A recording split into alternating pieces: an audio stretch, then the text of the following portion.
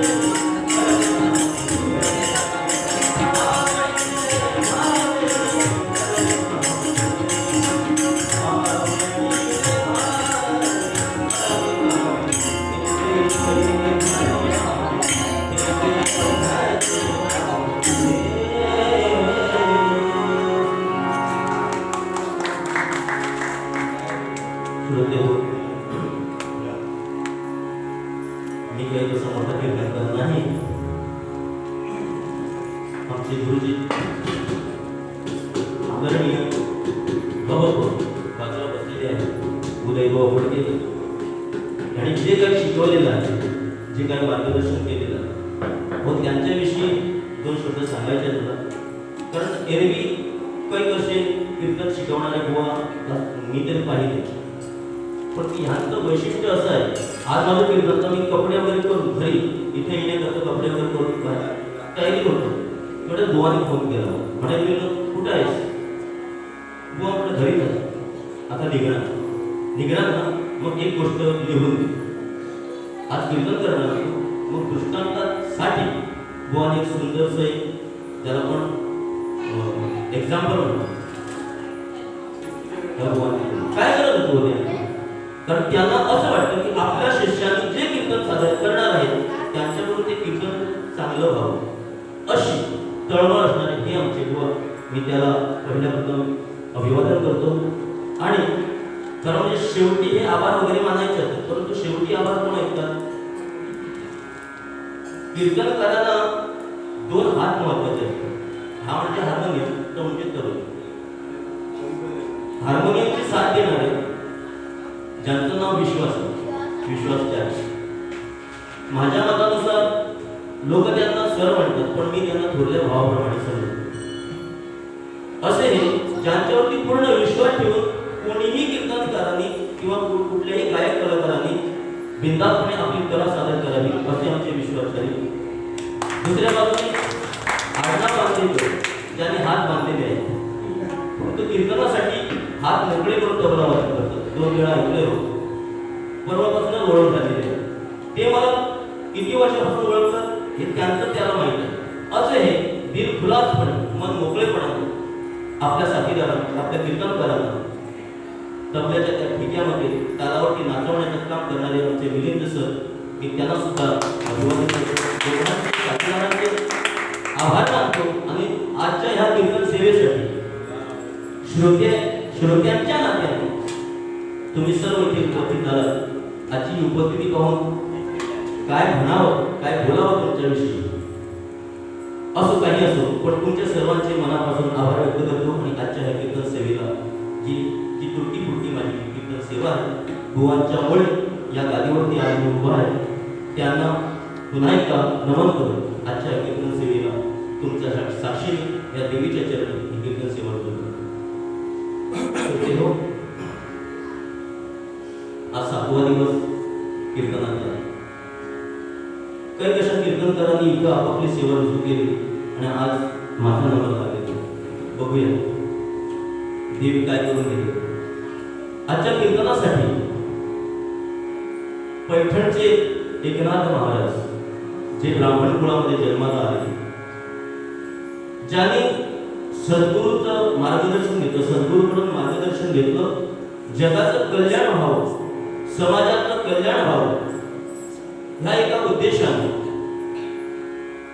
आपले अनुभव अभंगाच्या माध्यमातून, भारुडांच्या माध्यमातून, गवळणींच्या माध्यमातून समाजासाठी लिहून ठेवले. त्यातला एक अभंग आज मी निरूपणासाठी घेतलेला आहे. आणि नाथ महाराज काय सांगतात? आवडीने भावे हरिनाम घेसी, तुझी चिंता त्यासी सर्वा, नको खेद करू कोणत्या गोष्टीचा, पती लक्ष्मीचा जाणत असे, सकल जीवांचा करी तू सांभाळ, तुझ मोकलील सेना, एका जनार्दनी भोग प्रार्थाचा, हरी कुठे त्याचा नाश.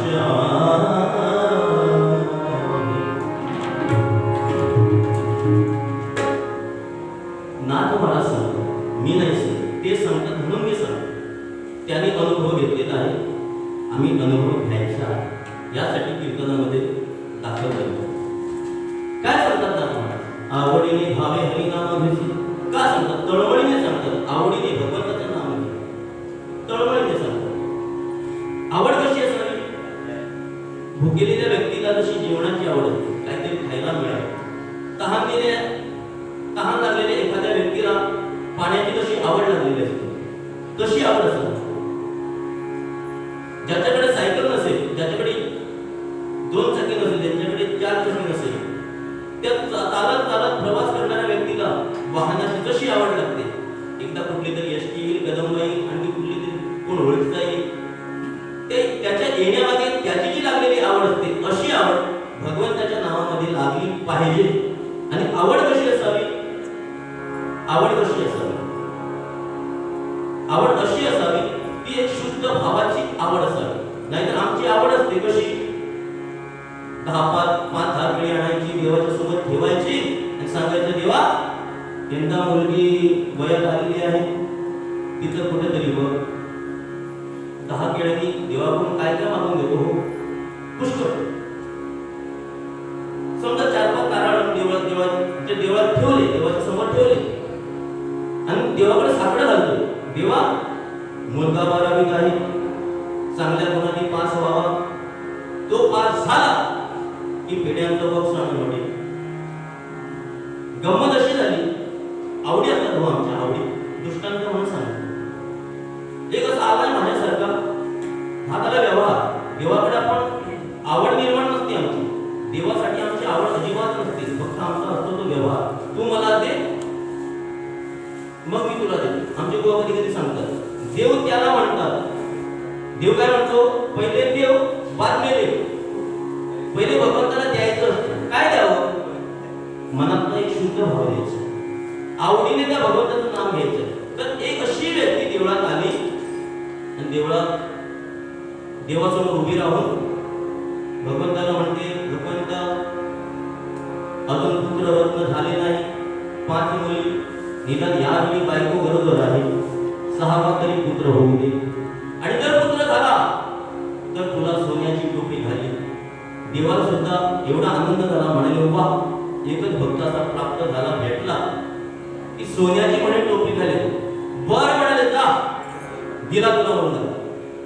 आणि ठरल्या वेळी म्हणजे दिवस गेले, मुलगा झाला. मुलगा 5-6 महिन्याचा झाल्यानंतर ह्याला आठवण झाली की देवाकडे जे नवस केले होते किंवा नवस केला होता, आता तो नवस जरा फेडायचा आहे. ह्या ठकाने शिंप्याकडे गेला. मुलाच्या डोक्याची जी साईज होती त्या साईजीप्रमाणे टोपी शिवून घेतली, कपड्याची, सोन्याची झाली. ती टोपी त्या पोराच्या डोक्यावर घातली. पोराला घेतलं, बायकोला सोबत घेतलं, देवळात गेला आणि म्हणाला, देवा तुझ्या समोर केलेलं नवस फेडण्यासाठी आज मी माझ्या मुलाला घेऊन आलो. आणि मुलाचं नाव ठेवलं होतं सुनील. लाडाने त्याला सोन्या म्हणायचं. आला देवासमोर आणि सांगितलं, देवा सांगितल्याप्रमाणे सोन्याची टोपी घेऊन आलो. देव बघतो इकडे तिकडे, सोन्याची टोपीच नाही. त्या पोराच्या मात्र डोक्यावर एक टोपी होती, अशी काढली. ही म्हटली, घ्या सोन्याची टोपी.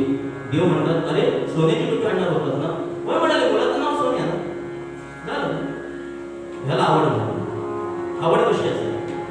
जी आवड जनाबाईला लागली होती, दळीतात, मांडीतात, तुझ्या गायीनं धनवंता, अशा प्रकारे आवड. आणि अशी जर आवड लागली, शुद्ध भावाने जर भगवंताचं नाम घेतलं, तर नाथ महाराज सांगतात, चिंता करण्याचं कारण राहणार नाही, चिंता नसतो. आता तुमचं आमचं कसं झालंय, समाजामध्ये जास्त लोक चिंतेमध्ये आपलं जीवन जगत असतात. चिंतेमध्ये कालचा भूतकाळ गेला, चिंतेमध्ये उद्याचा भविष्यकाळ येणार, चिंतेमध्ये.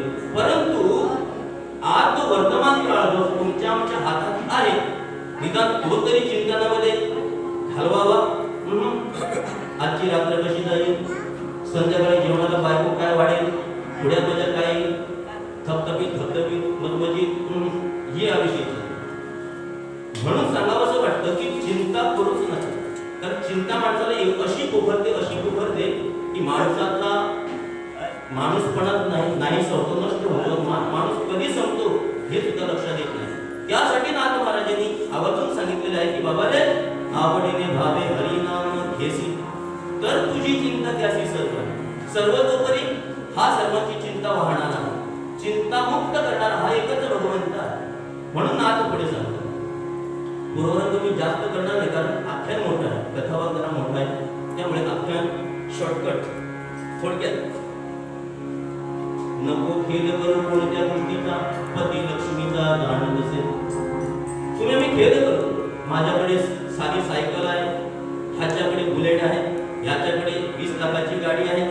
खेद म्हणजे दुसऱ्यांचं पाहून जळायचं. म्हणतो जळू नकोस रे बाबा, विचार कर ना, त्याच्याकडे ती गाडी आहे याचा अर्थ काय? त्याच्याकडे तेवढे पैसे आहेत ना. ज्यांच्याकडे पैसा असतो ते ती गाडी किंवा ती बुलेट ते घेऊ शकतात. पण तू आज नाही तर उद्या तुला पण मिळेल. जरा धीर धर, सब्र कर. सब्र का फल मीठा होतो, मीठा. मग हे कधी होणार? आमची आवड भगवंताविषयी जर निर्माण झाली, आमच्या मनात भगवंताविषयी जर शुद्ध भाव निर्माण झाला, तर भगवंत आम्हाला ते देईल. परंतु जरा भगवान के देर अंधेर है, देर नहीं, सॉरी माफ करा, देर है अंधेर. बोलता म्हणून सांगितलं ना, मी काही मोठा कीर्तनकार नाही, नवोदित कीर्तनकार आहे. म्हणू शकतो. नको खेद करू कोणत्या गोष्टीचा खेद करू नकोस. माझ्याकडे नाही, त्याच्याकडे आहे, त्याच्याकडे. काही जणांच्या सुद्धा मध्ये मध्ये एक विचार असे येतात. एखाद्या 4 माता बहिणी म्हणजे स्त्री वर्ग जो असतो ना, स्त्री वर्ग 4 बायका, 4 बायका समजा एकत्र आले तर काय टीका नाही करत. जे पाहिलं, जे अनुभवलं ते सांगतात. पहिल्यांदा विचार करतात साडी किती रुपयांची, गळ्यातलं मंगळसूत्र, कानातलं, पाठीमागचं, हातातले वाजवत. माझ्याकडे कुठं आहे? आमचं मिळतं नशीब होतं. तुकाराम महाराज कोणाला होते ना, माझ्या तर त्या बहिणी नांदती सुखात, माझी कर्मरेषा ऐसी तैसी. काय म्हणून आई बापाने ह्या दारिद्र्याच्या गळ्यात बांधतात होता. खेद. म्हणून आज मला सांगतात बाबा, हा खेद सुद्धा करू नकोस. मग काय कर? सकळ जीवांचा करीतो सांभाळ, तुझं मोकलीला ऐसे नाही. अहो तो भगवंत तुम्हा आम्हाला सर्वांना जन्माला घालून आमच्या सर्वांचे सर्व चोचले पुरवतो. आज मला दिलं नसेल, उद्या तरी देईल, ही खात्री बाळगा, हा विश्वास कर. एक संत सांगतात, जेव्हा आपण आईच्या गर्भातून जेव्हा या भूतलावरती जन्माला आलो, तेव्हा आमच्या तोंडात काही दात नव्हते. मग त्यावेळी भगवंताने आमच्यासाठी कोणती उपाययोजना केली? दुधाची. कशी केली? आईच्या स्तनावर दुधाची उत्पत्ती केली. म्हणून तर या भगवंताला एक कवी सांगतो, संत कवी सांगतो,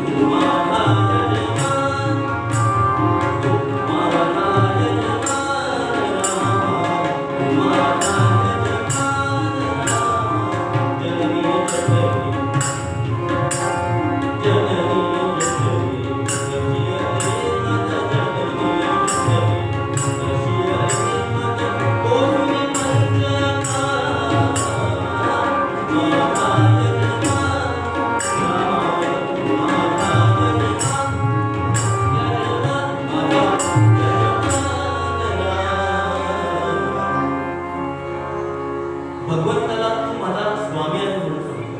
का? जन्माला घातले आणि आईच्या स्तनामध्ये त्या रक्ताचं दूध बनवलंस. काय उपकार आहे. म्हणून आज मला सांगतात, सकळ जीवांचा घरी तो सांभाळ. अरे बेड्या, सर्वांना ज्याने आजपर्यंत दिलं, तू काय तुला दुसरे कुठला आई बाबा असं असेल ज्यांची 4-5 मुलं असतील, आई बाबाने कधी असा फरक केला का? चौघांना वाढायचं आणि एकट्याला अशी शिकवायचं नाही. समजा तो मुलगा कुठेतरी बाहेर असेल किंवा ती मुलगी कुठेतरी बाहेर असेल, परंतु ती आल्यावर किंवा तो आल्यावर त्याच्या वाट्याचं, त्याच्या हिस्स्याचं हातात देतात. म्हणजे त्यावेळी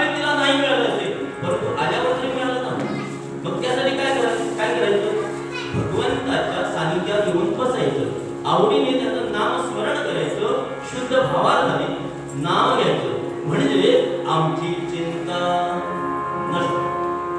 म्हणून तर नाथ महाराज समजावतात एका जनार्दनी भोग प्रारब्धाचा हरी कृपी त्याचा नाश करा. प्रारब्धाचे भोग अहो कुणाला नाही चुकलेलो. ज्याला पण संत जनाबाई म्हणून ओळखतात तिच्या सुद्धा वाट्याला हे प्रारब्धाचे भोग लागले. परंतु हे प्रारब्ध तिचं केव्हा बदललं? जेव्हा पंढरपुरात आली, नामदेव महाराजांचं दर्शन घडलं आणि नामदेव महाराजांचा सहवास जेव्हा त्या जनाबाईला घडला तेव्हा त्या जनाबाईची भक्ती एवढी दृढ झाली, उच्च कोटीची झाली, उच्च पदाची भक्ती झाली की भगवंत आणि ती या दोघांमध्ये एक अवस्था दिसत होती. भगवंताला तिच्या खेरीत चैन पडत नव्हतं आणि तिला भगवंताखेरीत चैन पडत नव्हतं. भगवंत जेव्हा जेव्हा वाटायचं तेव्हा जनाईच्या झोपडीत भाकरी खायला तिच्या सोबत बसून दळण दळायचे, भांडी कुंडी घालायचे, जे काय करेल त्या सर्व कामामध्ये भगवंत तिला मदतीचा हात द्यायचे. का? भगवंताविषयी ह्या जनाबाईला आवड लागली. आणि ही सर्व परिस्थिती शेजारच्या एका काकूनी पाहिली. काकू एक दिवस आली म्हणते, अगं जने जने पांडुरंग म्हणे तुझ्या घरी येतो, तुझ्या सोबत गप्पा गोष्टी करतो, तुला दळण दळण्यात मदत करतो, हा तुला सर्व कामामध्ये मदत करतो. असं काय केलंस का तू जो भगवंत तुझ्यासाठी एवढं करतो? जनाबाईने उत्तर दिलं, नाही खर्चिली कवडी कवडी, नाही खर्चिली कवडी कवडी, नाही वेचिला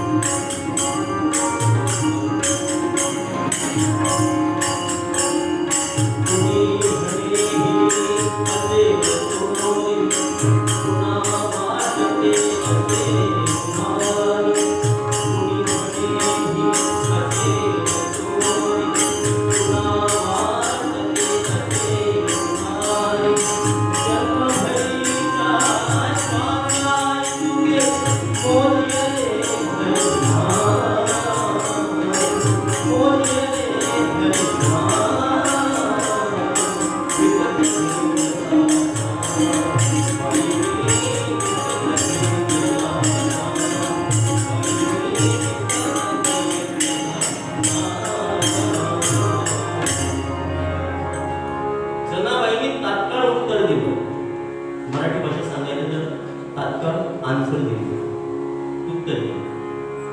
जन्मभरीच्या श्वासा इतके मोजिले हरिनाम.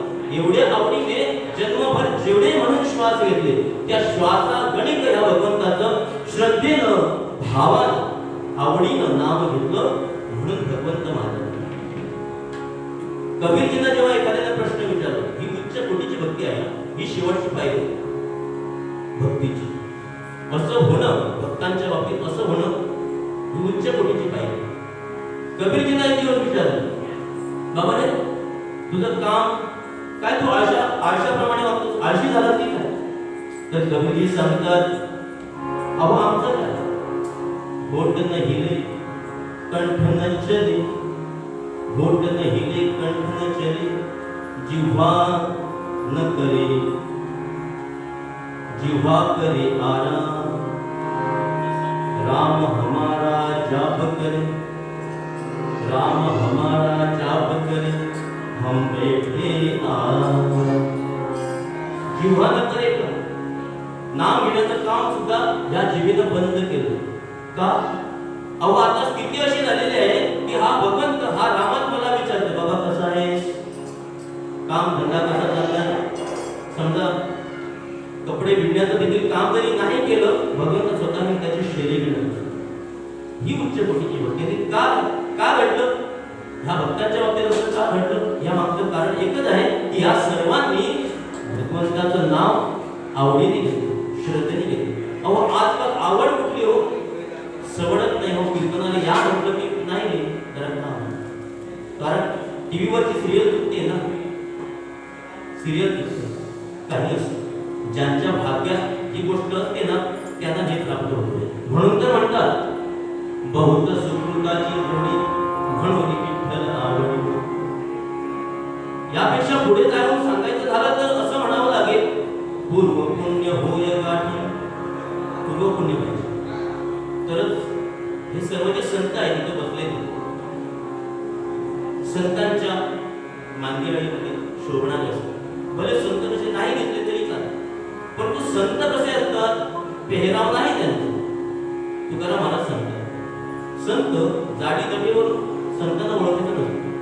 दह्याची पोटी निघे कलोणी दोघे एक मुले मागुने. दह्यामध्ये ताक पण मिळतं, लोणी पण मिळतं, पण ताकाची किंमत नाही, पण लोण्याची किंमत वाढलेली आहे. पृथ्वीची पोटी हिरेगार पोटी दोघांशी समान तुलने.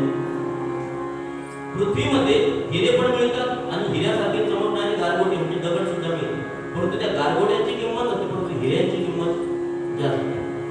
आकाशाची पोटी चंद्र तारांगणे दोघांशी समान पाहू नये.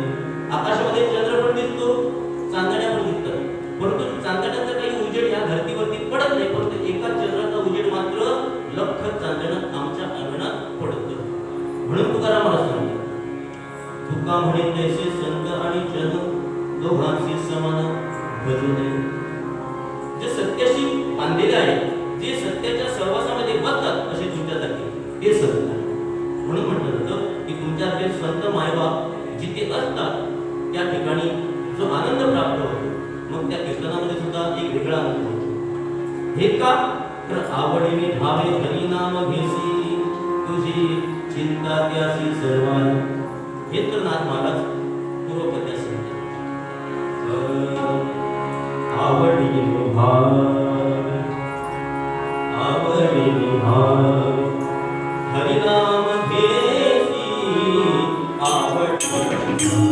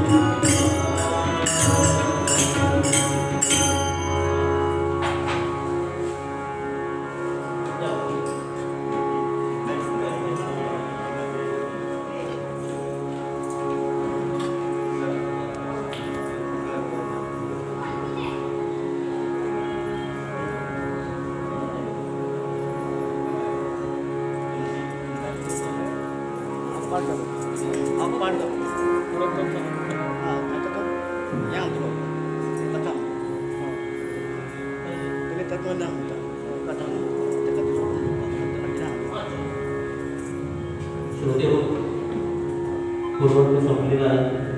बुवांना जरा 1-2-3 मिनिटांची विश्रांती म्हणून माझे गुरु भवभाऊ वापरते एक छोटीशी भक्ती रचना इथे सादर करतील. जोगवा बाबाचा जोगवा इथे सादर करतील. कृपया सर्वांनी काळ्या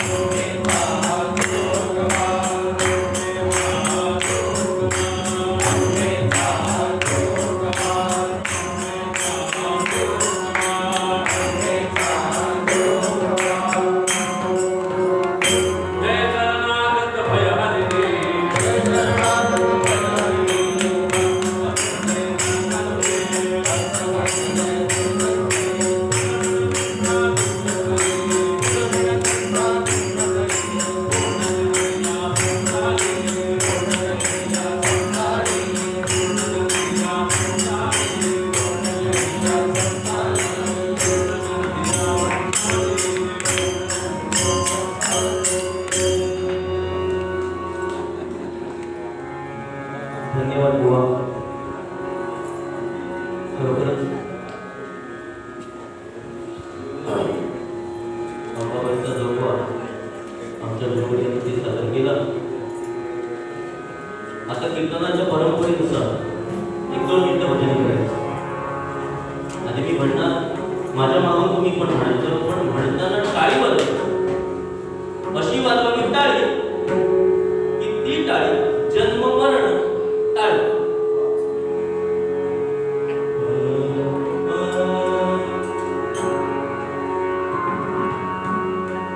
शांता दुर्गे माझे आई, मजला ठाक द्यावा बाई. शांता दुर्गे माझे आई, मजला ठाक द्यावा बाई. शांता दुर्गे माझे आई, मजला ठाक द्यावा बाई. शांता दुर्गे माझे आई, मजला ठाक द्यावा बाई. शांता दुर्गे माझे आई, मजला ठाक द्यावा बाई. शांता दुर्गे माझे आई, मजला ठाक द्यावा बाई. शांता दुर्गे माझे आई, मजला ठाक द्यावा बाई. शांता दुर्गे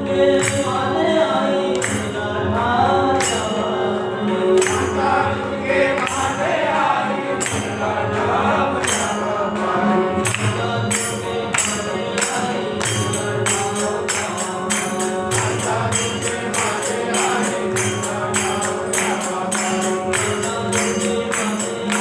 मजला ठाक द्यावा बाई. शांता दुर्गे माझे आई, मजला ठाक द्यावा बाई. मजला ठाक द्यावा बाई. मजला ठाक द्यावा बाई. मजला ठाक द्यावा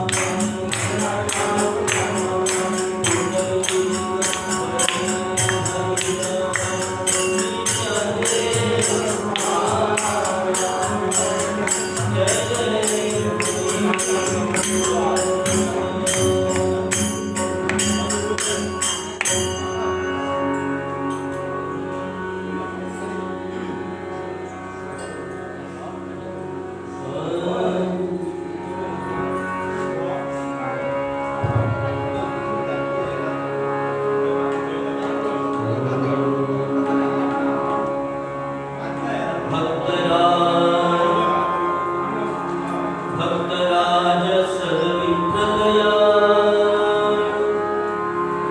भक्तराज सदविठ्ठलया,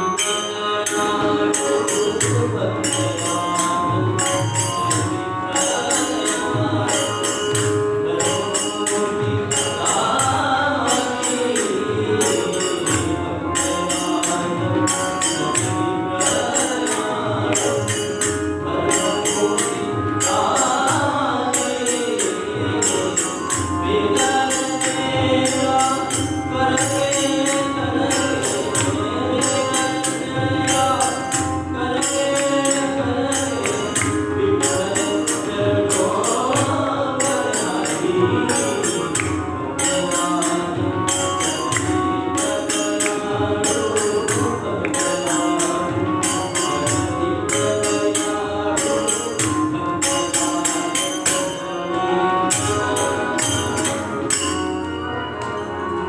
श्रोते हो, त्याला साकी म्हणतात.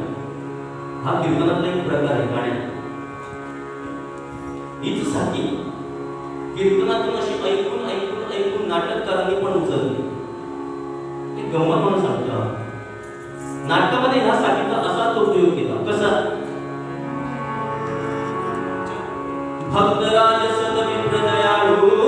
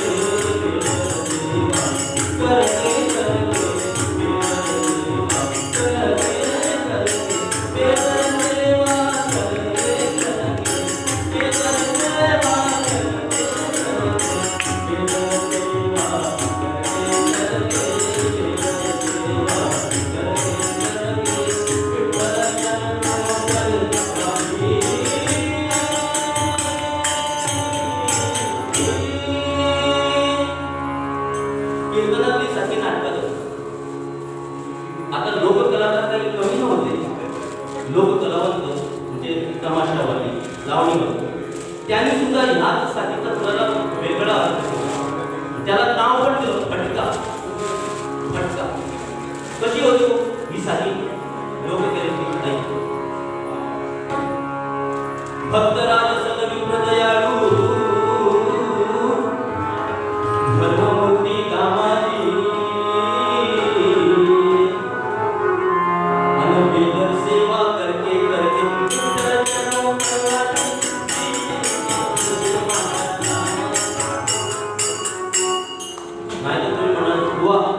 हे असं काहीतरी करा नको. फक्त एक प्रकार म्हणून सांगितलं आणि भुवांच्या परवानी नाही तर तुम्ही म्हणाल हे काय असं. साकीतून ज्या भक्ताविषयी तुम्ही आम्ही ऐकलं, ही कथा आहे पंढरपूरच्या अलीकडे मंगळवेढे या गावातल्या एका संतांची, एका भक्तांची. भक्ताविषयी या साखीतून कवीने वर्णन केलेलं आहे.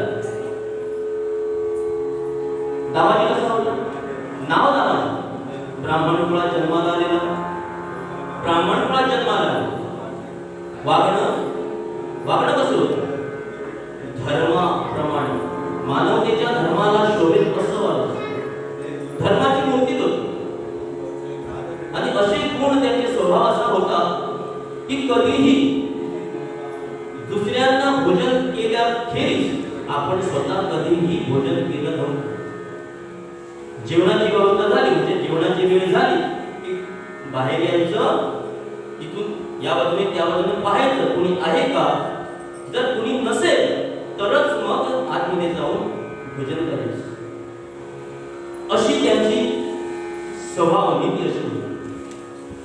आणि अशा त्यांच्या स्वभावामुळे, त्यांच्या प्रेमळपणामुळे, सद्गुणामुळे किंवा परोपकारी वृत्तीमुळे परोपकार त्यांच्यात भरला होता. अशा त्यांच्या स्वभाव गुणामुळे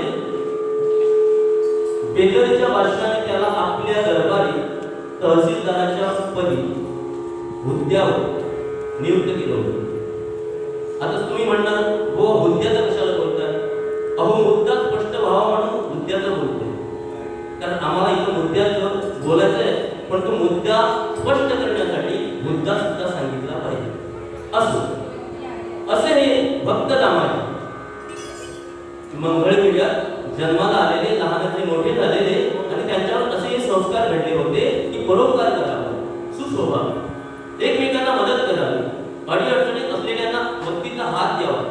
अशा प्रकारे दामाजी त्या गावात एक साधा सामान्य युवक म्हणून नव्हे तर एक देव मनुष्य म्हणून, देव माणूस म्हणून परिचित झाले. आणि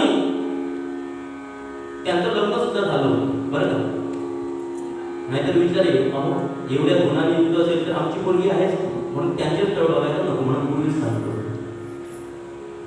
विनोदाचा भाग सोडा, म्हणजे माझा भाग सोडा, माझं नाव विनोद. दामाजींचं लग्न झालं होतं आणि दामाजींची जी पत्नी होती ती सुद्धा दामाजी प्रमाणे धर्मशील. कवी वर्णन करतात. घरी सुंदरी धर्मानुकूला पतीच्या मनासारखी पुण्यशीला असे दिव्य दाम्पत्य धर्मे विराजे सदा भ्रागता तुझी की भक्ती भोले पंढरीनाथ महाराज की जय. पंतांची बायको अहो काय सांगू, सुंदर तर होती, सुस्वभावी पण होती, सद्गुणांनी तर युक्त होती आणि पतीच्या मनासारखी. पतीचं जसं प्रेम होतं, प्रत्येकाला मदत करण्याची त्यांची इच्छा होती, त्यांचा जो स्वभाव होता, त्या पतीच्या स्वभावाला अनुसरून अशी ह्यांची भार्या. कारण प्रपंच करत असताना भार्या महत्वाची आहे. प्रपंचात भार्या अशा कीर्तनामध्ये आर्या आणि चतुर्थी आलेल्या आली की गणपती बाप्पा मोरया असा भाग. प्रपंच करत असताना पंतांची जी भार्या होती ती पतीला अनुसरून अशी होती, अनुकूल अशी होती, पतिव्रत धर्माचं पालन करणारी होती आणि त्याच मार्गाने जाणारी अशी होती. आणि त्यामुळे ही उभय जोडी त्या गावात एवढी प्रसिद्ध झाली की लोक त्यांना देवी आणि देवता असं म्हणतात. म्हणजे लक्ष्मी नारायणाची त्यांना पदवीच दिली गावच्या लोकांनी.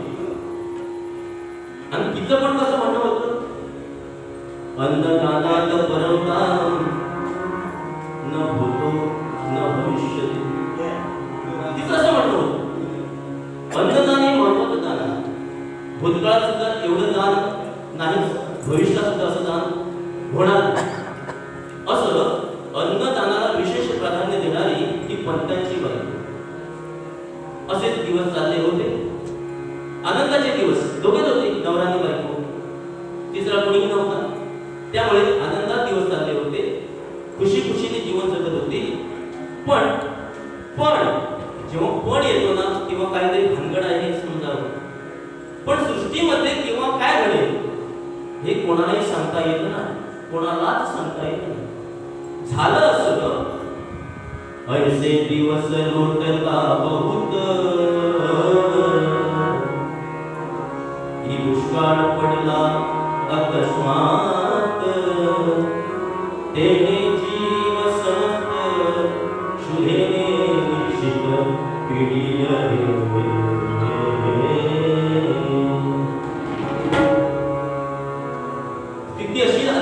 परिस्थिती अशी निर्माण झाली की गावात दुष्काळ पडला. पाणी नाही, पाऊस नाही, सुका दुष्काळ. जेवढं पाणी साठवलं होतं ती सर्व जलाशय कोरडी पडली, सुकून गेली, झरे सुकले, नद्या आटल्या, पाणी नाही. अहो पाणी नसेल तर पीक कसं काही? जे काही पीक होतं ते तोपर्यंत खाऊन संपवलं. आता पाण्याचे सुद्धा हाल झाले, पिण्याला सुद्धा पाणी नव्हतं. आणि त्यामुळे गावातली काहीशी लोक पटापटा मेली. परंतु जी काही शिल्लक वाचली होती ती जे काही होतं त्याच्यात गुजराण करत होते. असलेल्या धान्यातून आपली उपजीविका चालवत होते. पण ते सुद्धा संपलं हो एक दिवस. अशीच दुपारची वेळ होती. दामाजी पंतांनी देवपूजा वगैरे केलेली, घरात वैश्वदेव झालेला, देवाला नैवेद्य वगैरे दाखवला होता. आणि पंत भोजन करण्यासाठी पाटावर येऊन बसले. काही जण म्हणतात पानावर येऊन बसले. आता पानावर कसे काय बसणार? पानावर तर पक्वान नसतं ना, त्याच्यावर येत होतं नाही, पाटावर. आमच्याकडे बाबा पाटावर बसतात. पाट नसेल चटईवर बसतात, चटई नसेल जमिनीवर बसतात, जमीन नसेल टेबल खुर्चीवर काहीतरी कुठेतरी बसतात. पानावर कधी बसत नाही. असं पंत पाटावर बसले, पानासोबत पाणी सोडलं, हात कालवला आणि तोंडात घालणार एवढ्या दरवाजाच्या बाहेर कोणीतरी रडल्याचा आवाज आला. आवाज आला. आवाज ऐकून पंतांची बायको म्हणाली, अहो तुम्ही भोजन करा, भोजन करा. पंतांची बायको पतीला सांगते, अहो आजचा जमाना असता तर असं म्हणजे त्यापूर्वीचा तो त्या काळचा तो जमाना होता, पतीला अहो जाऊ म्हणायचं, अहो जाऊ.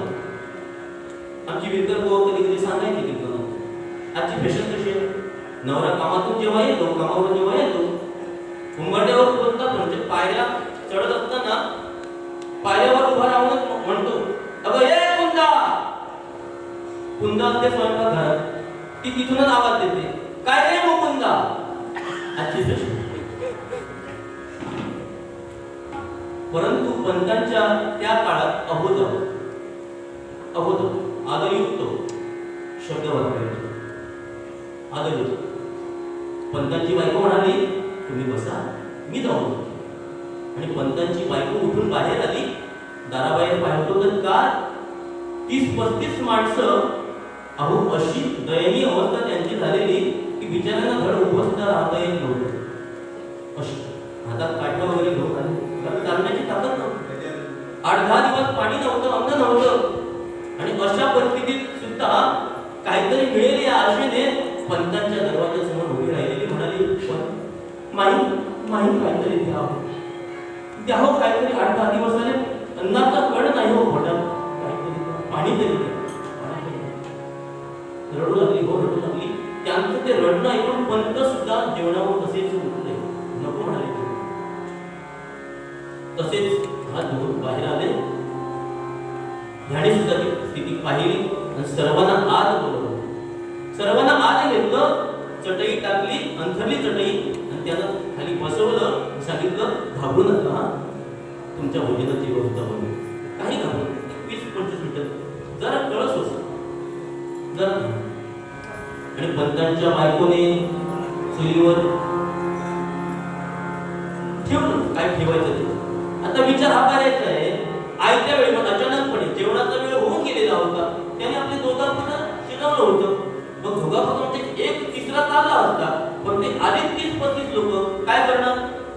अशा वेळी फक्त साधा आणि सोपा भात, डाळ भात, अशा वेळी कोणी पंचपक्वान्न करत नाही. पंतांच्या पत्नीनं 10-15 मिनिटांमध्ये स्वयंपाक तयार केलं, पानं ठेवली, जेवण वाढलं, सर्वांना रांगेत बसवलं. पंतांनी सर्वांच्या पानासमोरून पाणी सोडलं आणि सांगितलं, करा सुरुवात करा. सर्वजण 8-10 दिवसाचे उपवासी असल्या कारणाने कधी एकदा हे अन्न पोटात जाईल ह्या आशेने घास गिळू लागली. आणि घास ग्रहण करता करता करता एक जण जो होता तो रडू लागला मध्येच. पंतांनी पाहिलं आणि त्यांच्या समोर आले. पंत हात जोडून उभे राहिले, म्हणाले, महाराज कारण काय झालं, आमची चूक झाली का, काही कमी पडलं का तुम्हाला, रडू नका, काय झालं सांग. तर तो वृद्ध असा ग्रामस्थ सांगून, गृहात वाळे अगदी उपाशी, गृहात वाळे अगदी उपाशी, सोडून त्यांना कसे अन्न खाशी, विचार येता रडवे मनाशी, साहू कशाया अति दुःख राशी, पंढरीनाथ महाराज. तुम्ही आमच्यासाठी तो स्वयंपाक तयार केला, आम्ही भुकेमुळे हे अन्न ग्रहण करतोय खरे, परंतु डोळ्यासमोर माझी मुलं बाळा येत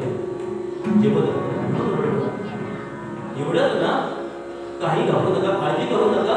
जाताना निवांतपणाचा तुम्ही पोटभर जेवा आणि जाताना आमच्याकडे जे काही धान्य आहे त्याचं थोडं तुम्हा सर्वांना मी जाताना सोडलेलं न्यायला. त्यांची समजूत घातली. आलेले सर्व ग्रामस्थ मंडळी पोटभर जेवले. जाताना पंतांच्या बायकोने जे काही दिलं होतं धान्य ते आपल्याकडे. आता पुन्हा पंतांची बायको आणि पंत दोघे आपापसात आता विचार करत आहे, आता एवढ्याशा धान्याने कसं काय होईल. दिलं ते 2-2 किलो किंवा 5-5 किलो दिले. हल्ली जो कोरोना म्हणून तयार झालाय ना, सरकारतर्फे किती आले हो धान्य? 5-5 किलो. मला ते 5 किलो दिले. 1-2 किलो तूर डाळ, 1 किलो साखर, तेलाचं 1 पाकीट, 5 किलो धान्य. किती दिवस पडलो? खाणारी तोंड 5. दिवसाला समजा 1 किलो गेले, दुपारच्या आणि संध्याकाळी राहिले.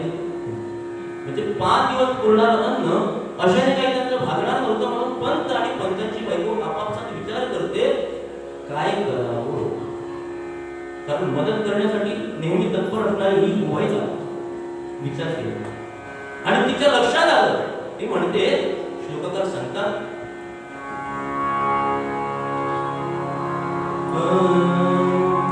ती म्हणे राज अंबरे गोल.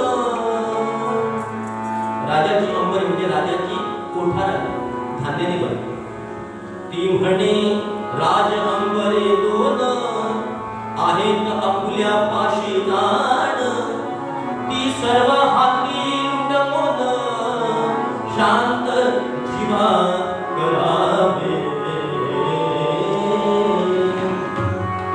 सांगू लागले, आपल्या ताब्याची राजाची धान्याची कोठार आहे ना, बादशहाची, ती कोठार उघडूया आणि सर्व लोकांना वाटूया, खुली करूया. पंत म्हणतात, अहो काय बोलतेस, आपल्या ताब्यात आपल्या बापाची नाही हो. तरी सुद्धा भीती होती ना, कारण बादशहाची भीती. पंत म्हणतात, अहो समजा आम्ही कोठार उघडी केली, हे जर बादशाला समजलं तर बादशाला राग येईल ना. पंतांची बायको सांगते, अहो बादशांचा विचार नंतर करूया, पहिल्यांदा ह्याचा विचार करा. प्रजेचा विचार पहिल्यांदा करा. प्रजेचा विचार पहिल्यांदा करा. मधुरोत्तरे वदेती, मधुरोत्तरे वदेती, शिक्षा होईल उग्र यवनाची. परी विठ्ठल आठवणी, परी विठ्ठल आठवणी, त्यांची व्यस्ता करावी जीवनाची. अहो भगवंताचं त्या पांडुरंगाचं नाव घ्या, काय होईल ते होईल मग, परंतु प्रजेची व्यवस्था, त्याची व्यवस्था. आणि पंतांना त्यांचं म्हणणं पटलं हो, बायकोचं म्हणणं पटलं. संध्याकाळी, लगेच संध्याकाळी पंतांनी अख्ख्या गावामध्ये म्हणजे मंगळवेढ्यामध्ये दवंडी दिली. असं सांगितलं की सर्वांनी उद्या सकाळी आपल्या घरापर्यंत यायचं, आमच्या घरापर्यंत यायचं. जी धान्याची कोठार आहे तिथं रांगेत उभे राहायचं आणि काय करायचं, मी ती दोन्ही कोठार उघडी करणार. ज्यांना ज्यांना जेवढं ज्यांच्याकडे नेता येईल तेवढं धान्य घेऊन जायचं. हा पण एक अट आहे, एकच अट. कोणती? धान्य जेव्हा उतरणार तेव्हा कुंडलिक वरदे असं मोठ्याने गजर करायचं. अट होती साधी सोपी, अट साधी सोपी होती. दवंडी ऐकून दुसऱ्या सकाळी यायचे लोक आदल्या रात्रीत येऊन ठाण मांडून बसले. बांबोळीला बघा कसं होते, कसं पहिला नंबर मिळावा म्हणून आदल्या रात्रीत येऊन तिथे रांगेत होते, झोपलेले असतात आदल्या दिवशी. तसे सर्व ग्रामस्थ मंडळी अन्नाच्या आशेने किंवा धान्याच्या आशेने आदल्या रात्रीच तिथे ठाण मांडून बसले. झालं. ठरलेल्या वेळी पंतांनी तुळशीपत्र हातात घेतलं, कोठारावरती ठेवलं आणि कोठाराची दारं दरवाजे सताड उघडी केली. सताड सांगितलं लोकांना, चला घुसा. आणि सर्वांनी जेवढं नेता येईल तेवढं धान्य भरून भरून भरून भरून घेऊन जावं. पण मुखात मात्र कुंडलिक वरदे हरी विठ्ठल हा गजर मात्र ठेवा. कवी वर्णन करतो, काय तो प्रसंग. आहा, गोण्या गाड्या अपार अपार, गोण्या गाड्या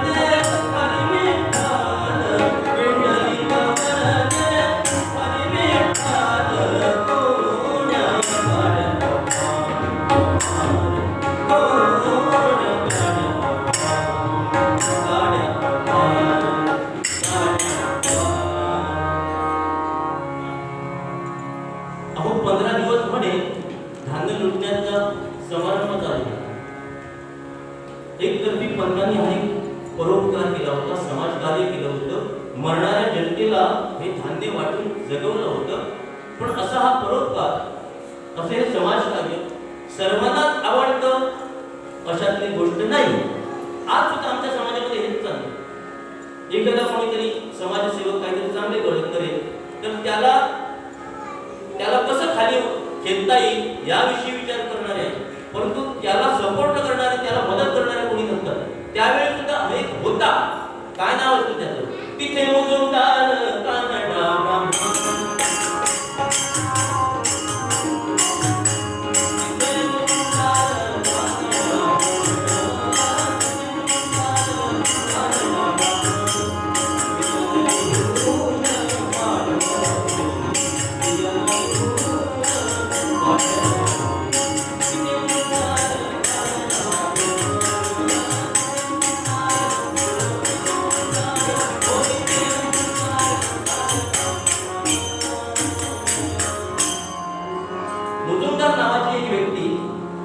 त्याला हे रुचलं नाही, पसंत पडलं नाही, पटलं पण नाही.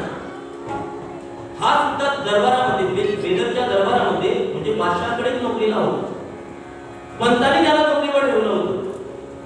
पण मनात जळायला का? सर्व लोकांनी यांना भरपूर आशीर्वाद दिले ना, दामाजी पंतांना ह्याला जळायला जळजळ सुरू झाली. आणि त्यामुळे मनामध्ये त्याच्या जेव्हा एक हलवेल अवस्था सुरू झाली ना, थैमान कसं झालं, पंतांना कमी कसं लेखायचा, पंतांना काहीतरी शिक्षा ही झालीच पाहिजे ह्या हेतूने, ह्या उद्देशाने त्याने बादशाहाला लिहिलं पत्र, फिर्याद नोंदवली.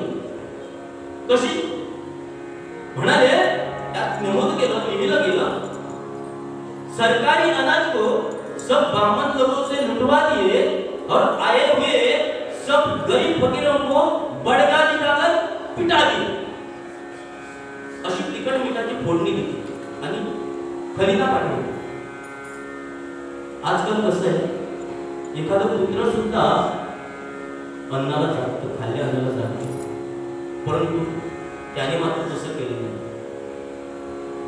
खाल्ल्या अन्नावर, खाल्ल्या पानावर छेद करण्याची ही जी वृत्ती माणसाची आहे ना, त्यामुळे आजचा मनुष्य दुःखी आहे, कष्टी आहे. असं बादशाहापर्यंत फिर्याद पोहोचली, वजिराने ती वाचून दाखवली आणि ती ऐकल्याबरोबर बादशाह एवढे भडकले, म्हणाले, देखो वजीर, ये शिकायत हमारे कलमदान ने रखवा दी, हम खुद उस मुकदमे की दरियापत्त करेंगे. अशी दाढीवरती हात फिरवून तत्पूर्वी आत्ताच्या आत्ता एक काम करा म्हणाले, उस हराम को, उस गद्दार को, उस पंडित को, उस दामाजी को अभी के अभी हाजिर दरबार होने का हुक्म लिख दीजिए. नहीं, अभी के असं करा, ले आओ उस दामाजी, ले आओ उस दामाजी को,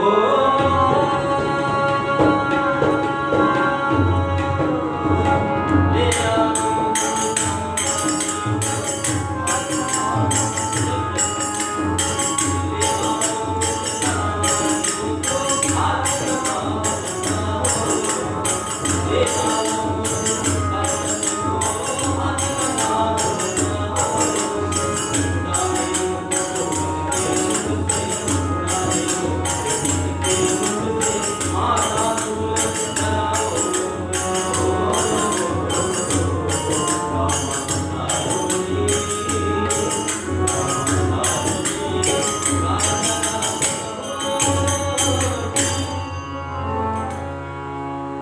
बादशाहने हुकूम सोडला, आत्ताच्या आत्ता ताबडतोब मंगळवेढ्याला जा आणि पंतांना पकडून घेऊन या. 4-5 पठाण पाठवले पंतांच्या घरी. इथं दुपारची वेळ कशीच दुपारची वेळ. मी म्हणाल, बुवा तुम्हाला काय दुपारची वेळ सुचते का? लोक काही पकडून येण्यासाठी रात्रीची येत नाही, दुपारचे देतात. एखाद्या गुन्हेगाराला पकडण्याचं झालं ना, तर दुपारचे देतात. जेवणाच्या वेळी गुन्हेगार किती जरी ठग असला तरी भुकेमुळे, भोजनाच्या आशेने घरी येतो, हे सर्वांना माहिती. आणि त्यासाठी बादशाहने पाठवलेले 4 पठाण आणि एक त्यांच्यासोबत खास असा मंत्री मीर जाफर खान अशी 5 मंडळी पंतांच्या घरी दाखल झाली. दुपारची वेळ. पंत देवपूजा करून नुकतेच बाहेर येऊन त्यांनी पाहिलं होतं कोणी आलेत का. म्हणजे त्यांना कसं होतं, कोणाला तरी अन्नदान केल्या तरी पंत कधी भोजन करत नव्हते, हा सुद्धा पोटात घेत नव्हते. आणि त्यासाठी पंतांनी बाहेर येऊन पाहिलं कुणी नव्हतं. पंत पुन्हा आत गेले, नैवेद्य दाखवला देवाला आणि पत्नीला सांगितलं, बायकोला सांगितलं, आता माझ्यासाठी व्यवस्था करेल. बसणार तोच दारावर टकटक झाली. तसेच उठले, बाहेर आले. बाहेर येऊन पाहतो तर काय, हे 4-5 सेवक बादशहाचे आले होते पंतांना नेण्यासाठी. खलिता सुद्धा लिहिला होता. खलिता लिहिला होता, त्यांनी तो पंतांकडे सुपूर्द केला. तत्पूर्वी पंतांना मुजरा केला, लवून मुजरा केला, कारण तेवढा मुद्दाम होता, अधिकार तेवढा होता पंतांना. म्हणून त्यांनी लवून मुजरा केला, हातात खलिता दिला. पंतांनी तो उघडला, वाचला आणि म्हणाले, अहो माझी चूक मला मान्य आहे, माझी चूक मला मान्य आहे आणि मी तुमच्या सोबत यायला सुद्धा तयार आहे. पण दुपारची वेळ आहे, जेवणाची वेळ झालेली आहे, तेव्हा 4 घास खाऊया आणि खुशाल आरामात आपण निघूया. आलेल्या बादशहाच्या सेवकांनी नोकरांनी त्यांचं म्हणणं मान्य केलं. सर्व पंतांच्या सोबत पंक्तीला बसले. पंतांनी बायकोला सांगितलं, अगं आम्हा सर्वांना एकत्र इथेच वाटलं. सर्वांनी जेवण केलं, जेवण उरकलं. पंत आत गेले, पोशाख चढवला. एवढ्या मोठ्या उद्यावर होता, पोशाख चढवला आणि म्हणाले, हे बघा जरा देव दर्शन करतो मग आपण. असं म्हणून पंत घरातल्या देवाजवळ उभे राहिले. देवघरात गेले, उभे राहिले. तिथे देवासमोर साकडं घालू लागले. म्हणाले, भगवंता अरे माझा काही गुन्हा नव्हता रे, पण काय करू, बायकोने मला सांगितलं, पण मला वाटलं काय बायकोच्या मुखातून तूच बोलतो, मला तुमचा शब्द असं जेव्हा समजलं म्हणून मी धान्याची कोठार उघडी केली. मी तरी काय करू, प्रजा तर भुकेमुळे मरत आहे आणि ते हार माझ्याने पाहले नाही म्हणून मी कोठार उघडी केली. तेव्हा भगवंता दयाधना, कृपा सागरा, पंढरीनाथा कृपा कर. भाव आता श्री हरी झडकई वनसागर गोविंदा. भाव आता श्री हरी वनसागर गोविंदा.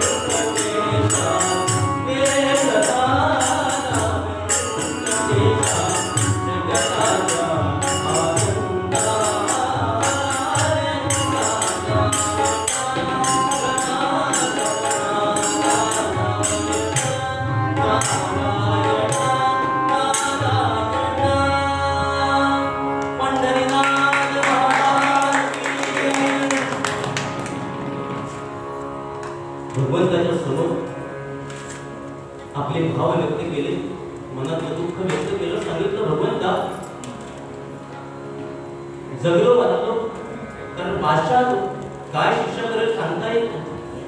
जर कदाचित जगलो वाचलो तर तुमची पुन्हा अशीच सेवा घडेल, आणि समजा मेलो, समजा मरण आलं तर मात्र भगवंता कृपा कर, मला पुन्हा मनुष्याचा जन्म, तर अशी मला भक्ती करता यावी. भक्तीसाठी विशेषतः, भक्तीची विशेषतः पंतांनी जाणली होती. आणि तसे तडक बाहेर आले. बाहेर येता येता बायकोने पाहिलं, पंतांच्या बायकोने पाहिलं आणि पायाला घट्ट धरलं. पंतांच्या म्हणाले नका होत, नका, मला इंडियाला सोडून तुम्ही कसे जा, आणि तुमच्या विना मी माझं जीवन तरी कसं जगवायचं. तेव्हा एक काम करा,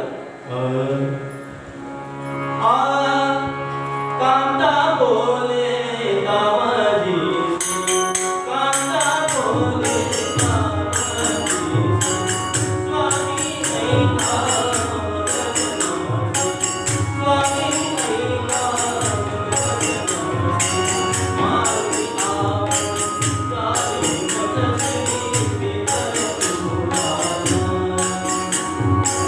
मारी आपण सारी मतसी बिगर तुराना, ओ बिगर तुराना, ओ बिगर तुराना. ना एवढीच विनंती, तुम्ही जर इथून निघत असाल, जात असाल ना, तर तत्पूर्वी मला जीव घ्या, मला जिवंत मारा. पंताने तिने सांगितलं, समजावून सांगितलं, हे बघ गुन्हा घडला माझ्याकडून. नाही म्हणाला, मी सांगितलं ना तुम्हाला. अहो पण तुम्ही सांगितलं म्हणून काय झालं, अपराध मी केला ना, दारू कोणी उघडली, मग शिक्षा कोणी पत्करायची, अपराध कोणाकडून घडला, माझ्याकडे, मग शिक्षा ही मला व्हायला हवी. तेव्हा हे बघ काहीही होणार नाही, भगवंतावरती विश्वास ठेव, काहीच होणार नाही. असं म्हणून पंत घरातून बाहेर पडले. पंतांना पकडून नेतायत ही वार्ता अवघ्या मंगळवेढ्यामध्ये वाऱ्यासारखी पसरली, आणि लहान थोर स्त्री पुरुष अबाल वृद्ध ही सर्व गावची मंडळी त्या पठाणांना अडवण्याकरता, म्हणजे पंतांना नेऊ नका असं सांगण्यासाठी, विनवणी करण्यासाठी भरभर भरभर भरभर भरभर पावले टाकत टाकत येत आहेत, पंत चालताय. आणि त्या लोकांना हे समोरून येणारे पंत आणि मागून जे 5 पठाण होते ते कसे भासतात माहिती आहे, कवी वर्णन करूया. पंत निघाले सत्पर, पठाण होते बरोबर, जैसे यमभूत घोर सर्व जना हसले. समोरून त्यांना यमाचे दूत पंतांना घेऊन जात आहेत असं जर दृश्य दिसलं, आणि ते धावत त्यांच्या पुढे झाले. सर्वांनी त्यांना गरडा, सर्वांनी गराडा घातला, चौफेर उभे राहिले, विनवणी करू लागले, मायबाप नका, आमच्या या सत्पुरुषाला, या देवमाणसाला घेऊन जाऊ नका. यांनी काय चूक केली, हो चूक तर आमच्याकडून झाली ना, यांना सोडून द्या, सोडून द्या यांना, यांना घेऊन जाऊ नका. नेऊ नका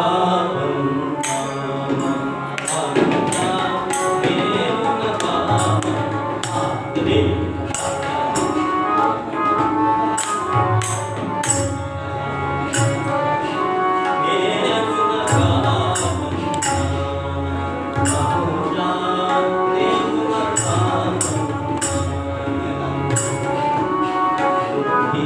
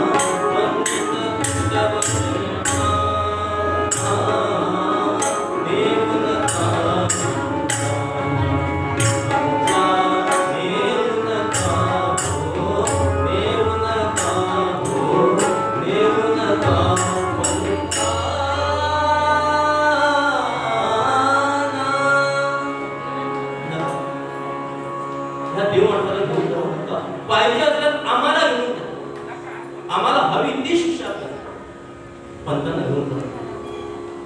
विनंती करताय गावची समर्थ गावकर मंडळी.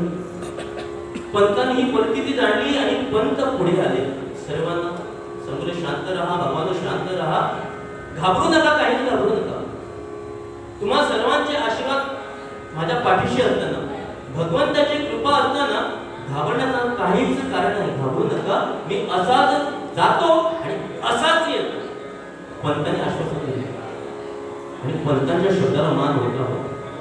पंतांनी सांगितल्याबरोबर आलेली लोक तशीच माघारी गेली. पुन्हा यांचा प्रवास सुरू झाला. प्रवास सुरू चालता चालता चालता चालता पंढरपुराजवळ पोहोचले आणि पंतांना वाटलं जरा विठ्ठलाचं दर्शन घेतलेलं बरं, कारण शेवटचं दर्शन ना, शेवटचं दर्शन. म्हणून त्यांनी ह्या पठाणाकडून परवानगी मागून घेतली. म्हणाले, हे बघा, जर तुमची संमती असेल तर जरा विठ्ठलाचं दर्शन घेऊन येऊ. पंतांना ती सर्वजण बरोबर मानणारी होती. पंतांचं मानणारी होते, पंतांना सुद्धा मानणारी कशी ती लोक पठाण. त्याने त्वरित संमती दिली, जाऊ जा. आणि पंत चंद्रभागेवरती आले. चंद्रभागेत स्नान केलं, नामदेवाच्या पायरीचं दर्शन झालं, गरुड खांबेचं दर्शन झालं. सरळ पंत गाभाऱ्यात आले. गाभाऱ्यात आले, पांडुरंगाच्या चरणाला घट्ट मिठी मारली आणि अश्रुधारांनी भगवंताच्या चरणी भिजवली. पंत म्हणतात, भगवंता भगवंता मला माफ कर. काय करू, माझ्याने ते हाल पाहिले. जाऊनी देवालयी तो, जाऊनी देवालयी तो, ठेवूनी चरणावरी भुजा भार. यवनापराध कृतमी सगळ्या जपील आधी सांभाळ. या भक्ताची लाल आता तुझ्या हातात आहे. भगवंता, तुझा शब्द समजून मी चूक केली, मी ही चूक केली. बादशाह मला जी काही शिक्षा करेल ती शिक्षा करणं किंवा न करणं,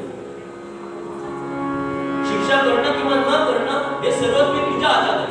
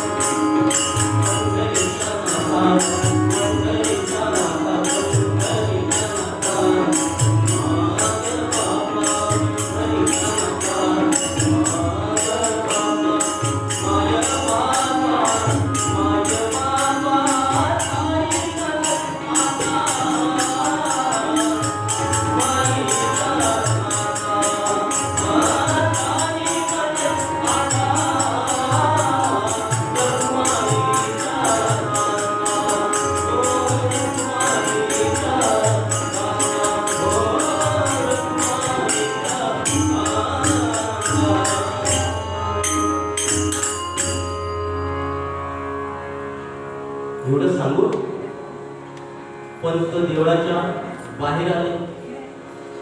बाहेर पुन्हा त्यांचा प्रवास सुरू झाला. आता पंढरपुरावरून बेदरपूरला जायचं होतं. पायी प्रवास होता, चालता येत चालता. परंतु पंत देवळातून निघून गेल्यानंतर, गाभाऱ्याकडून निघून गेल्यानंतर भगवंताची अशी स्थिती, रुक्मिणी माता समोर होती. सहज भगवंताकडे पाहिलं. पाहतो तर का, अहो भगवंत स्वतः रडत होते.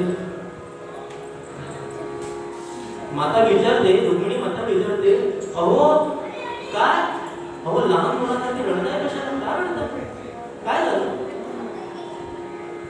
भगवंत म्हणतात, देवी काय सांगू, माझा लाडका भक्त एवढ्या मोठ्या संकटात असताना मी काय हसायचं, आनंद व्यक्त करायचा? त्याच्यावर आलेलं संकट ऐकून मला नाही म्हणाले, आता काहीतरी माझ्या भक्ताची काहीतरी केलंच नाही. तो तिथे पोहोचण्या अगोदर मला तिथं जायचं आहे. झाली भगवंताने तयारी केली. कशी तयारी केली? कवी वर्णन करतात. काळी घोंगडी काळी काठी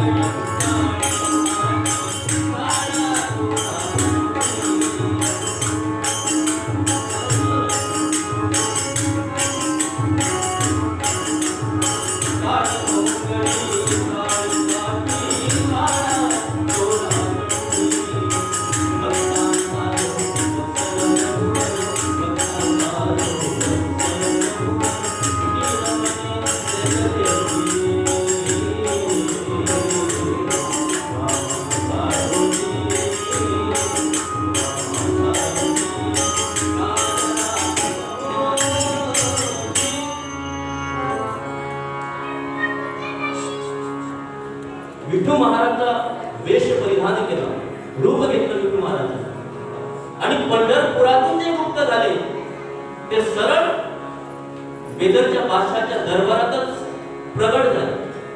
दुरूनच लवून असा मुद्रा केला, जोहार मायबाप जोहार असं म्हणतो.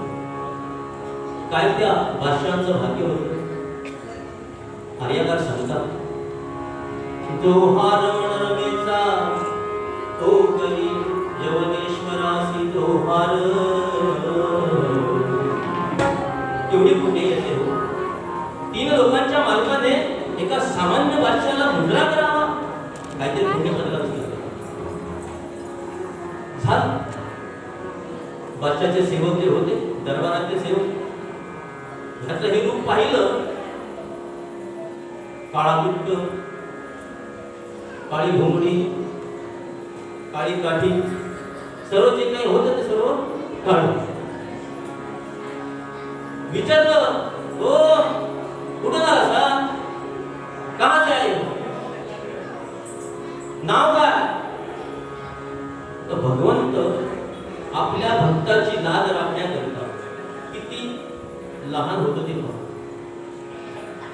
भगवंत सर्वांचा बाप आहे. आठवण झाली म्हणून सांगतो.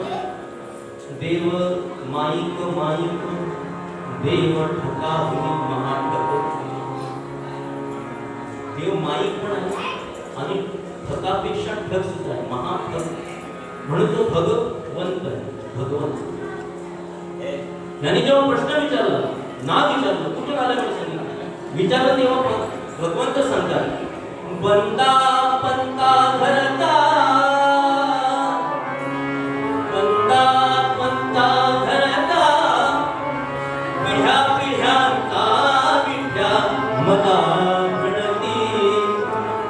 अहो बंदा पंता धरता, पिढ्या पिढ्यांचा विद्या मला गणती.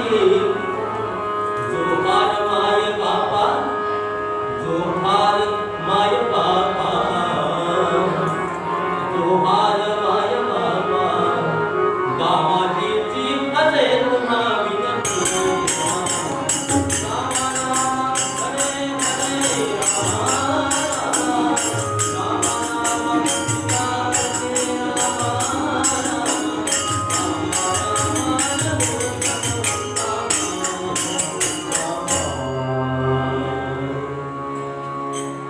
भगवंत सांगताय, माझं नाव इटू, इटू महाराज. कुठून आला असं म्हणताय भाई? अहो मी मंगळवेढ्यावरून आलोय. दामाजी पंतांचा नोकर आहे, दामाजी पंतांचा नोकर आहे. माझ्या धन्याने काल परवाच तुमचं धान्य विकलं नवं. भगवंताची भाषा. माझ्या धन्याने पंतांनी तुमचं धान्य म्हणजे कोठार उघडी करून ते धान्य विकलं आणि त्याचं पैक माझ्या संगतीनं ते घेऊन शाने आलो, ते घेऊन आलो. पैसा म्हटल्यानंतर भाषावर जागेवर बसले होते. या माझ्या म्हणत दारीवर पुरवळत पैसा कितना पैसा है? भगवंत सांगतात 1,68,000 है. इतनी रक्कम कहाँ है, कहाँ है, कहाँ कुठे आहे? तेव्हा भगवंताने कमरेला लावली खवलीची एक खवलेली पिशवी होती, एवढीशी पिशवी. पूर्वीची आजीबाई पान सुपारी ठेवण्याचा एक बटवा सांभाळली, अशी चमची, अशी पिशवी, अशी थैली भगवंताने कमरेला लावली होती. ती काढली आणि दाखवलं, हे बघा, ह्यात आहे की 1,68,000. बादशाह आत्तावरून बघतोय, एवढ्याशा पिशवीत इतनी सी थैली में इतना सारा रुपया, क्या बात है? या अल्लाह म्हणाले, दिखाव ना. आता दिखाव म्हटल्यानंतर काय? भगवंताने सांगितलं, आता बघत मदत राहा. काय केलं भगवंताने? काय सांगू देवा तुझी बात, काय सांगू देवा तुझी बात, झाला महार पंढरपूर.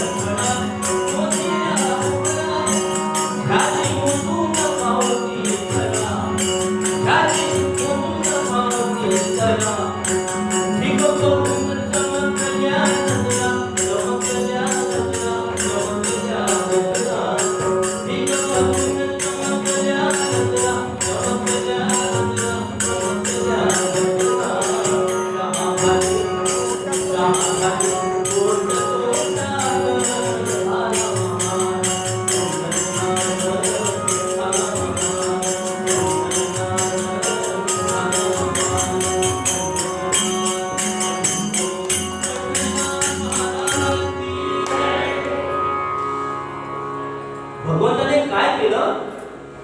त्या थैलीचं तोंड जरासं उघडलं आणि थैली अशी उलटी केली आणि जो पाऊस पडला हो, सोन्यांच्या मोहरांचा पाऊस पडला. सेवक, मंत्री, संत्री जे कोणी होते दरबारातले, मोहरात जमवतात, जवळ करतात, मोजतात, संपत नव्हते.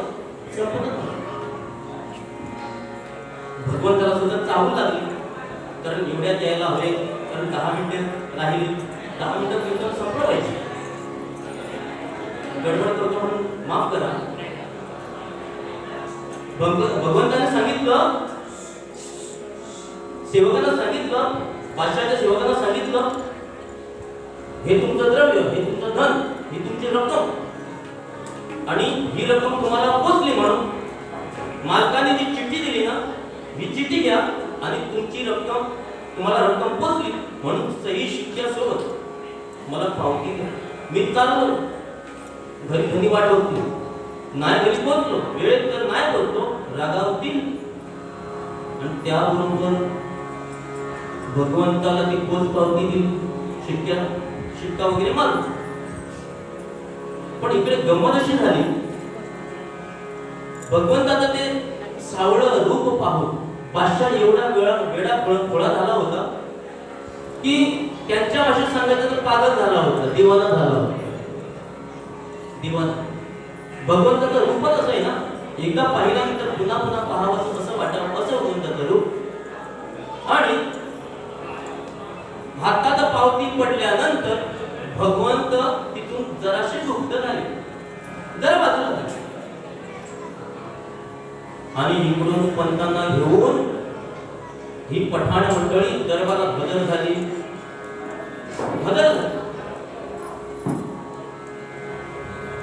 बादशाहवर आपल्या आसनावर बसले होते.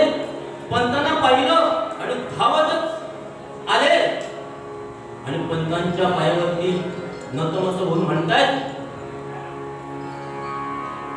यवन सोडून तख्त बादशाही, यवन सोडून तख्त बादशाही,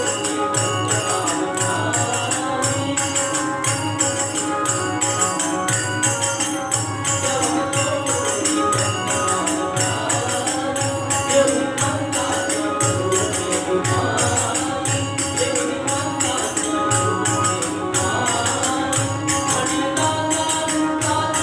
म्हणता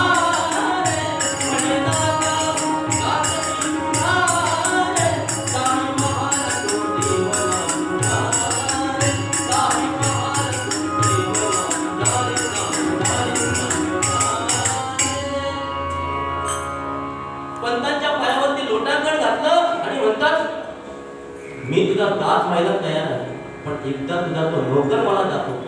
पंत विचारात पडले, नोकर? मला नोकर? बादशाह सांगता, होय, आता येऊन गेला, विठू महार नाव त्याचं. हे बघा त्याने तुम्ही दिला होता म्हणे याच्याकडे, ही रक्कम दिली होती, पोचली किंवा म्हणून. पंत म्हणता, हो माझ्याकडे नोकर नाही हो, मी कुणाला पाठवलं नव्हतो, काहीतरी भूल झालेला. बादशाह सांगतात, नाही नाही म्हणाले.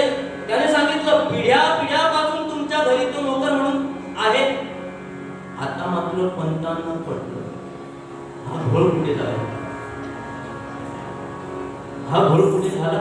पंतांच्या लक्षात आलं आणि बादशाहला तर एवढं वेळ लागलं होतं, ते पुन्हा म्हणायचे,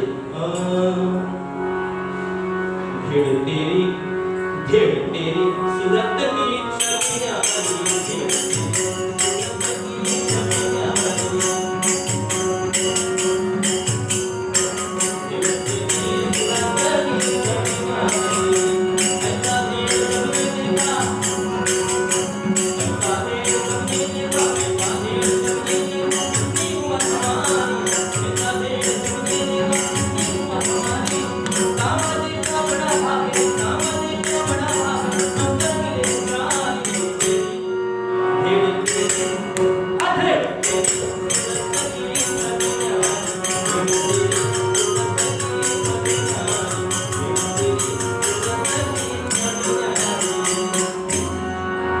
बादशाह पंतांना सांगता, अहो तुमच्या नोकराचं तो रूप काय, ते रूप मी दिवाना झालो त्या रूपाचा.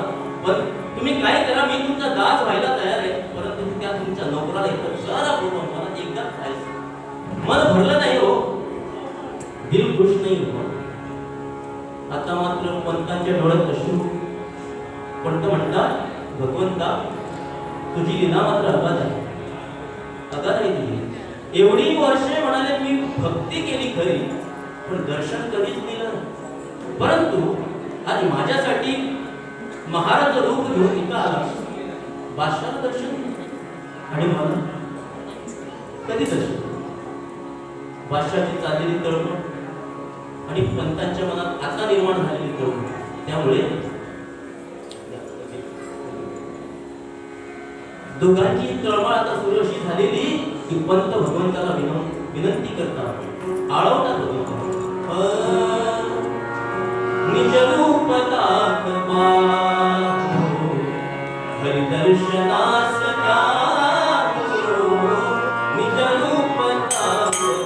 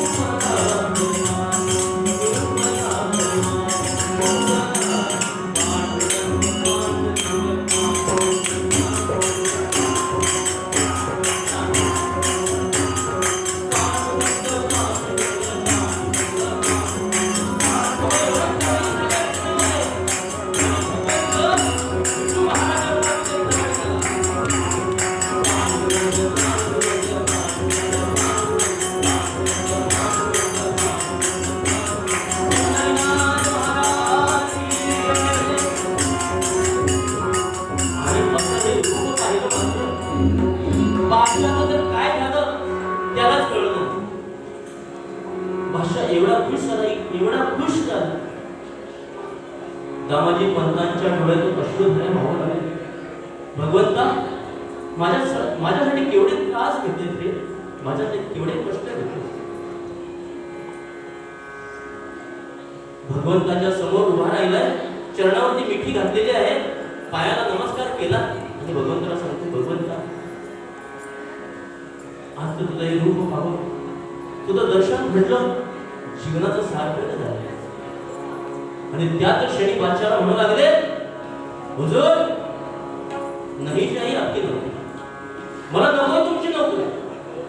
या क्षणापासून आजपासून मी तुमच्या नोकरीचा त्याग करतो. आणि असं म्हणून पंतांनी त्याच क्षणी राजीनामा दिला नोकरीचा. म्हणाले, मला नकोय तुमची नोकरी, उद्यापासून माझ्या या भगवंताची, या पांडुरंगाची मी खात्री करेन. कारण त्यातच खरंच सुख आहे. सज्जन आवडीने शुद्ध भावाने नाम घेतल्यानंतर अशा मोठ्या मोठ्या प्रसंगातून सर्व भक्तांची सुटका होऊ शकते. फक्त गरज आहे शुद्ध भावाची आणि आवडीची. आजच्या कथेतून हे तर समजावलेलं आहे, हेच समजावलेलं आहे. कवी असं वर्णन करतात, लिहिणे तरीच लिहावे, लिहिणे तरीच लिहावे, हरी गुणगण हृदय पागला माझी, लिहिता अखंड करले भक्त शिरोमणी विराग दामाजी. म्हणून अशा प्रकारे भगवंताचं नाव घेऊया. मरणाच्या गाडीतून जशी पंतांची सुटका झाली, तुमचा आमचा सुद्धा हो हा जो जन्म 1984 नंतर प्राप्त झालेला पुनरपी जननम पुनरपी मरणम पुनरपी जननी जठरे शयन, ह्या चक्रातून तुमची आमची सुटका करण्यासाठी नाथ महाराज पूर्वपद्यातून जे सांगतात भैरव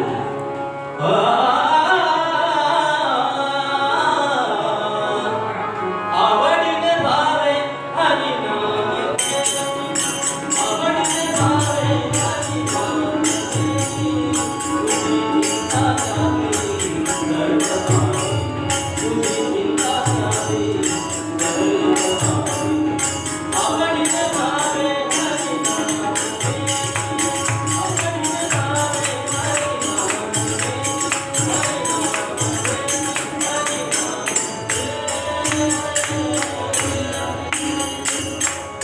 पंढरीनाथ महाराज की जय. आजची कीर्तन सेवा मला इथं सादर करण्यास संधी दिल्याबद्दल आयोजकांचे मनापासून आभार व्यक्त करतो. आणि झालेल्या कीर्तन सेवा श्री देवीच्या चरणी, भगवतीच्या चरणी अर्पण करतो. हे चिंतामणी देवा देवा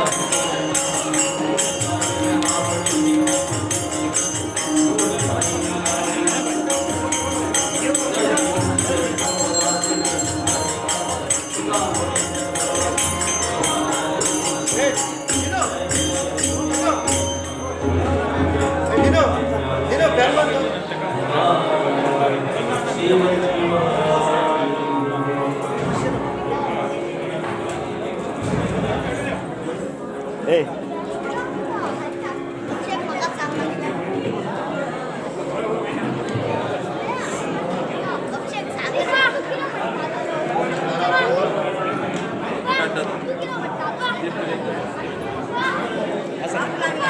Saya